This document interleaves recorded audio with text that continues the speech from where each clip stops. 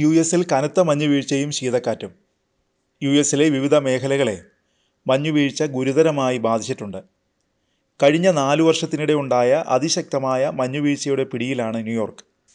11 centimetre മഞ്ഞുവീഴ്ചയാണ് New York നഗരത്തിലെ central പാർക്കിൽ രേഖപ്പെടുത്തിയത്. 2022 ജനുവരിക്ക് ശേഷം രേഖപ്പെടുത്തുന്ന ഏറ്റവും തീവ്രതയുള്ള മഞ്ഞുവീഴ്ചയാണിതെന്ന് യു.എസിലെ ദേശീയ കാലാവസ്ഥാ വിഭാഗം അറിയിച്ചു. ന്യൂയോർക്കിൻ്റെ മറ്റു ഭാഗങ്ങളിലും സമാനമായ കാലാവസ്ഥയാണ് അനുഭവപ്പെടുന്നത്.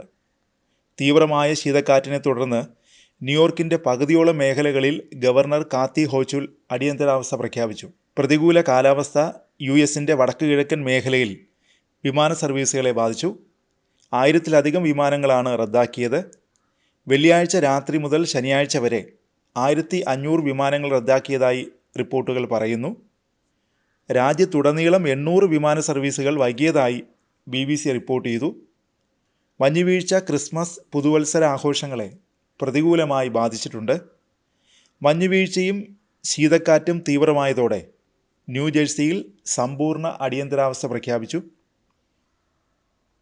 ശനിയാഴ്ച വൈകുന്നേരം പ്രഖ്യാപിച്ച മുന്നറിയിപ്പ് പ്രകാരം 29 ദശലക്ഷം ആളുകൾ പ്രതികൂല കാലാവസ്ഥ മൂലമുള്ള ഭീഷണി നേരിടുന്നുണ്ട്. മിനിയാപോളിസ്, വിസ്കോൺസിലെ ഗ്രീൻ ബേ, അയോവയിലെ ഡുലുത്ത്, വെർമോണ്ടിലെ ബെർലിംഗ്ടൺ എന്നിവിടങ്ങളിലും ജാഗ്രതാ നിർദ്ദേശം നൽകിയിട്ടുണ്ട്.